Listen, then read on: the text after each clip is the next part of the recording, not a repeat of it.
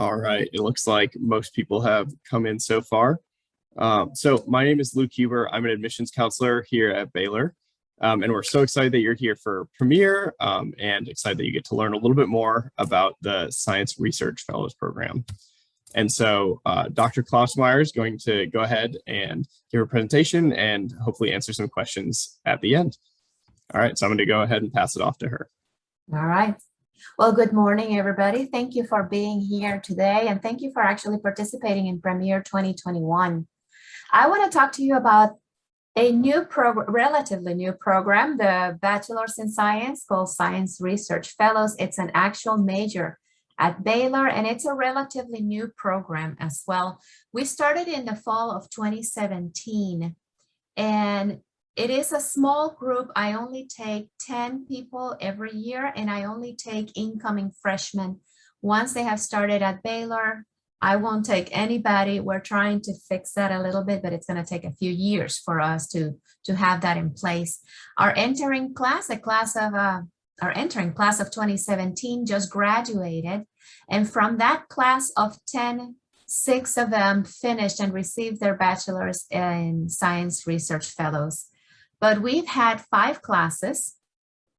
This one, the one on the right side, is our class of COVID last year. Everybody had to be wearing a mask. And I did not put a picture of the new class of the 2021 because, well, we haven't taken a pretty picture yet. We have taken all kinds of crazy pictures, but not a pretty one. So what is the Science Research Fellows major? Well, in 2015, we started talking about how can we prepare students for graduate school. So the majority of the students we get are pre-med, and those go to medical schools, but we wanted a bachelor's that were for students interested in moving on to graduate school. And that's how we came up with the Science Research Fellows. It is interdisciplinary, meaning your bachelor's will be in Science Research Fellows, but we have different concentrations in all the STEMs and bioinformatics as well. We started admitting bioinformatics last year with our first bioinformatics students. Research fellows are expected to join a lab, not your freshman year. Your freshman year, we're going to tell you what you're going to do, and it's with me. But for sure, the sophomore year, you have to actually join a lab, and you will stay in that lab until you graduate. So it's as you can see, for students that really want to enjoy research, do research, and submerge themselves in research. So what you're looking for, again, students interested in a career in research or in academia, you can come back to Baylor and be one of our research professors. But we want students particularly that want to do a PhD or an MD PhD, which is a medical degree with a strong background in research in the future. Now, the admission requirements, you have to be accepted to Baylor University, and we're looking for the top of the classes. Remember, I can only take 10 students, and I will take the best. So scored 1470 or above in the SAT, or 32 or above in the ACT. And they have to be at the top 5% of their high school with a GPA in high school of 3.7 or above. Last year, we started, because we relaxed the SAT and ACT requirements, we actually looked strongly at the top 5% and the high school GPA, and we started interviewing students to get a better feel of what we wanted. And that's what I'm saying there at the end. Your degree requirements, there are things that we took out and things that we left in. So Baylor University is a strong Christian university.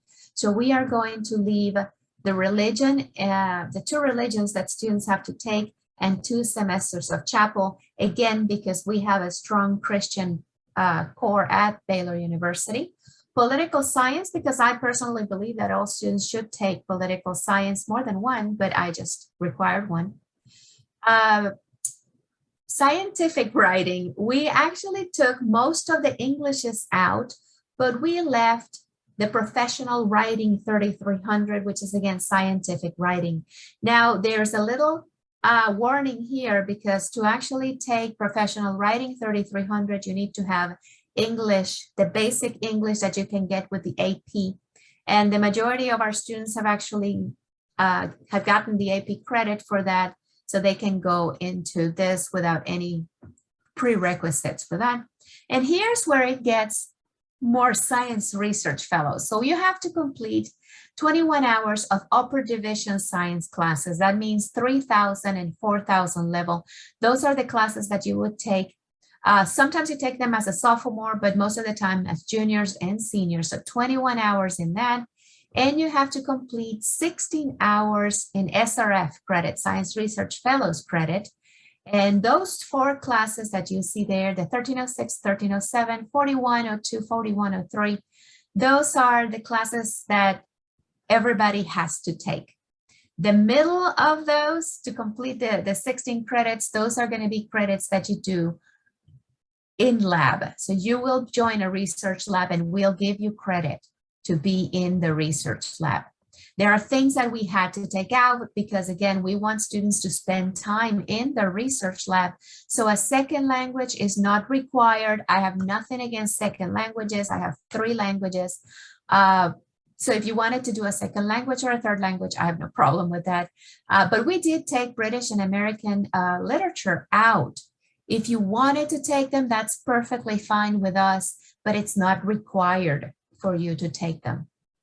There are other classes that I strongly encourage my science fellows to take. And we do have research-based classes, particularly in biology. I'm pushing for all the departments to have research-based classes, but that's going to take me a few years. But for now, we do have Bio 1405 and 1406, in which you don't go every week to lab and do a different experiment. You actually start your experiment in August and you keep building up on the same topic all the way to the second semester. And then in April, we have Scholars Week and all students present the research that they have done throughout the whole year. It's actually pretty cool. And I also like statistics, and every scientist, no matter what your major is, should have a strong background in statistics, especially nowadays that we have a lot of data sciences.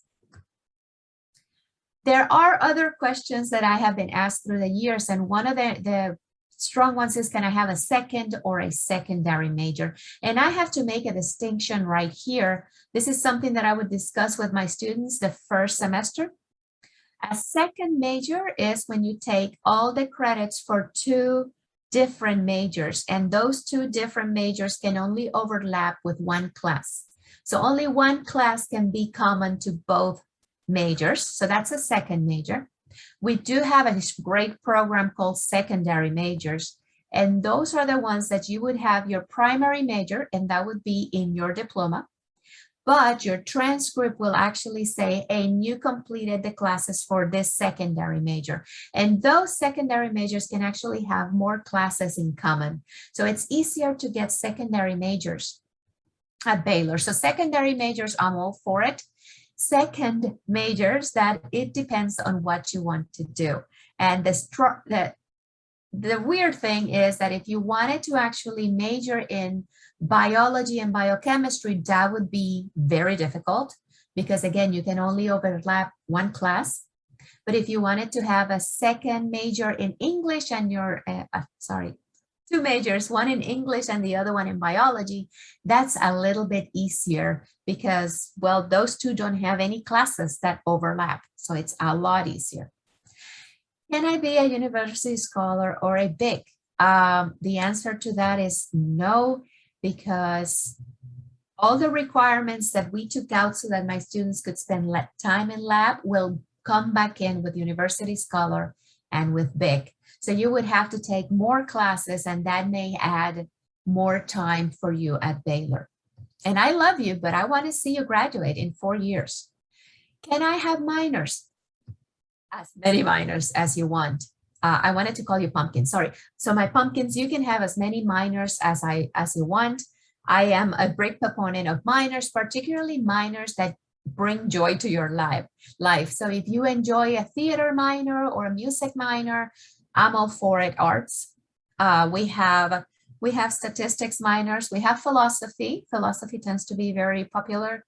as a minor, medical humanities minors. We have religion minors as well. And we did have a minor in rock climbing, which is called leadership, sports leadership. So rock climbing was also one of our minors. And here's some pictures that we have. That's Gracie, and Gracie is a senior now. So this is the entering class of 2018, and this is when we had the white coat ceremony. We give our students a white coat that says Science Research Fellows, and we encourage them to wear them in their labs. All right, so now you're asking yourself, okay, so she's not going to allow us to do research our freshman year. What are we going to do my freshman year? All right, you're going to take 1306 and 1307. 06 in the fall, 07 in the spring. And this is where I teach you everything that you need to know to be a successful student. I don't train you to go to medical school. That's not my realm, although I'm prepared to actually talk about that. But we go through all the different topics that that's a successful student should know, like ethics in a lab, the organization of a research lab, the graduate student system. We do interviews, we do writing professional emails, writing your resume. But the most important thing we do that year is we bring professors into our classroom, and the professors give a presentation about, first, I always like them to talk about their life, and second, I like them to talk about what they do in the research lab. So you get a one-on-one, well, 10-to-1 with a professor, and you get to actually know their research and who they are as a person. So that's not something that other majors actually offer. Ethics are very important, and we try to cover as many current topics as possible. So anti-vaccine movement, and that is not for COVID anti-vax. We're talking about other anti-vaxxers that they don't like any vaccines whatsoever, contagious diseases, famous scientists.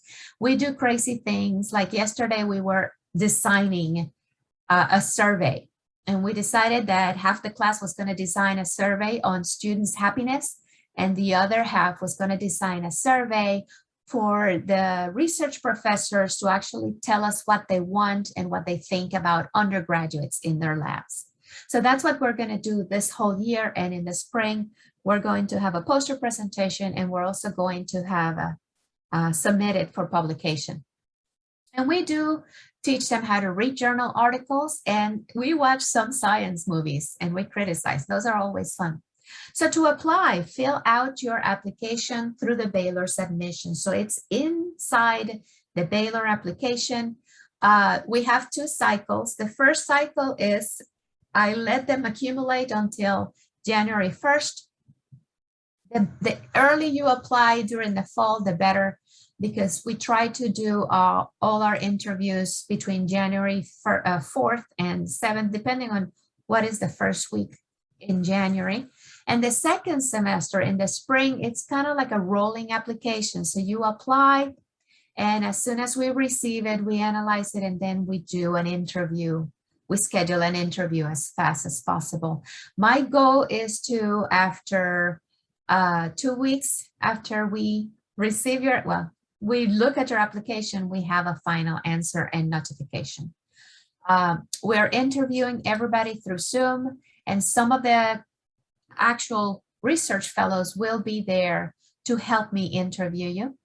And all communications are going to be through email. So it's important that you check your email. At the beginning, I'm going to use the email that you have at your high school or Gmails.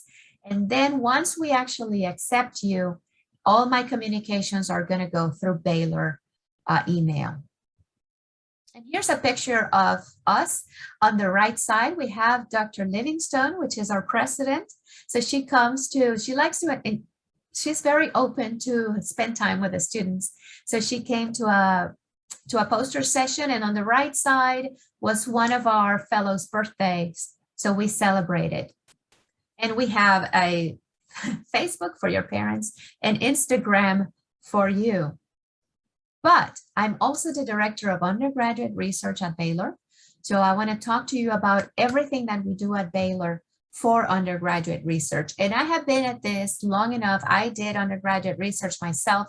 So I know all the reasons, whether they're right or wrong, to join a research lab. And here are some of the good ones. If you wanted to go to graduate school, you must have research. So it's important that you start doing research while at Baylor. If you go to medical school, it is not a requirement, but more and more people have research. So it could potentially improve your application. If you wanted to gain academic credentials to help expand your resume, that is a valid reason to join a lab. Learning skills. I always give this example. Medical schools may not require research, but students that have research, they have certain abilities that are more stronger. Abilities are stronger in students that have research, written and oral communications, but because they're constantly communicating with professors, critical thinking, problem solving, teamwork, and time management. Time management is a big one because you're going to be in lab and you're going to be taking classes, and you have to basically just put those two worlds together. If you wanted to explore research techniques, let's say you would like to learn more about CRISPR, there's nothing better to learn CRISPR while doing CRISPR. Earning academic credit for research, that is important because we do have classes that are, well, we do give credit for being in a research lab, not just for being a science fellow in a lab. So what's usually expected of an undergraduate student doing research will strongly depend on the professor. Some professors actually want you to spend, it's around 3 to 5 hours per credit hour. So if you take the class for 1 credit, you can spend anywhere between 3 to 5 hours in lab. That's not enough time to do strong research. If you want a research project, you have to actually spend around 10 hours, a little more. 30 hours is something very common in the summer. In the summer, they expect you to actually work for your 40 hours a week in the lab. They also want you to attend and participate in the group meetings, which sometimes fall in Saturdays and Sundays, because during those times, nobody has classes. The graduate students are free. And after you finish your group meeting, you can go into lab and do a little bit more work. Some students work in the evenings, and I tell my students to never work in lab alone. The big accidents that have happened in the United States, we haven't had any big accidents at all at Baylor, but around the United States, 2 of the biggest tragedies were actually undergraduate students working alone in lab.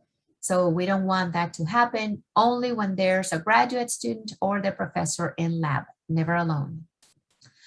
What alternatives to research in a lab? So I know that every time I say the word research, you imagine someone with a white coat in a lab, maybe a little rat on a wheel in a corner. But summer internships, those are a great way to submerge yourself in research for a short period of time, and you don't have classes. Ideally, you don't have classes in the summer, so summer internships are easier, quicker, less time consuming than during the academic year, and they pay you. Some of them pay quite a bit of money. Let's say that you are not really keen on being in a lab, doing dishes and doing experiments. You don't want to kill a rat. That's fine. You know what? We have a strong humanities department, College of Arts and Sciences, or Sciences and Arts. So you can do a literature review in social science, political science, social work. You can, if you're interested in medicine, you can actually just turn one of those literature reviews to have social science and medicine. And one of the biggest examples I have, and I always mention this one, is a student that his honors thesis, he wasn't a fellow, his honors thesis was the HIV and AIDS epidemic in Russia. And that's because his minor was in Russian. So he was able to read all kinds of papers that were published in Russian journals that nobody else could actually do unless you speak Russian. So that was a fantastic thesis. And he did it. He actually just wanted to go to medical school. So he actually combined his minor and his his thesis in one. So I think he did great. You can get credit for research. So if you're in a lab, you can take, of course, you can take the Bio 1405, 1406, which it has a strong research component, but you can also receive credit for doing research in chemistry and biology and psychology and neuroscience. And these are the numbers depending on the department you're in. Chemistry right now has a 2v9R and a 4v9R. Bio likes to have the 3v9Rs.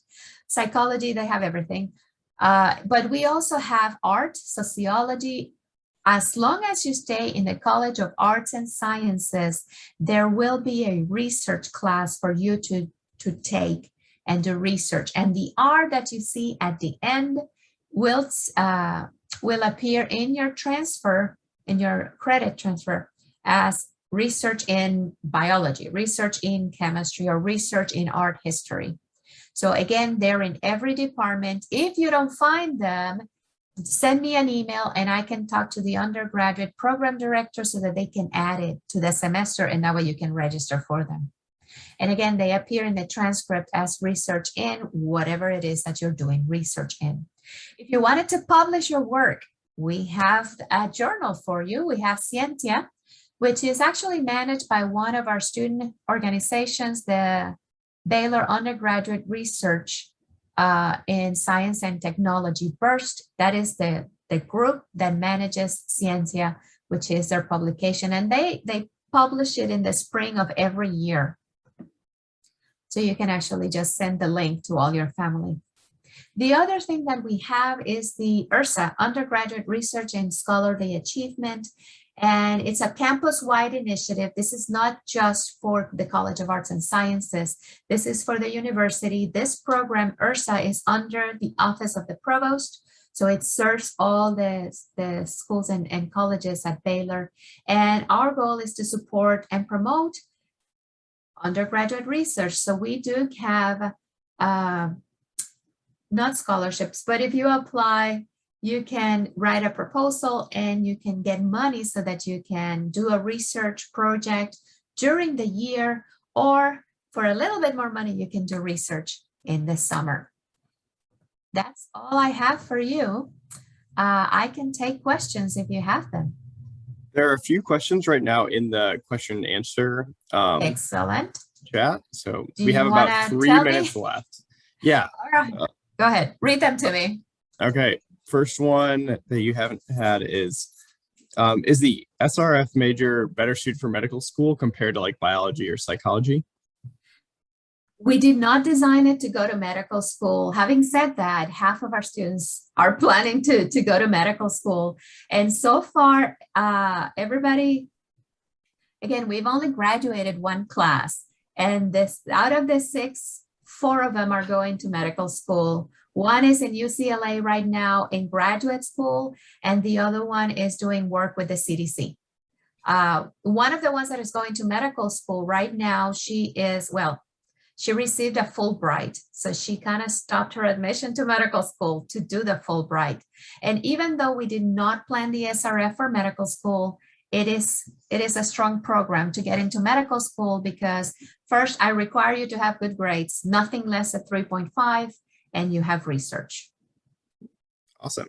And so another question is that since this major isn't common, how will it kind of translate into a career? How will it translate into a career? It's curiosity.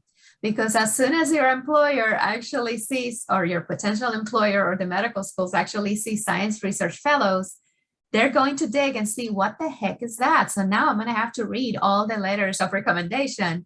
And my letter of recommendation, the first paragraph, and it's about this big, explains how exclusive it is and the research requirement that it's 3 years in the lab. And then the second paragraph is everything that you did in lab. It's basically the research project for each student.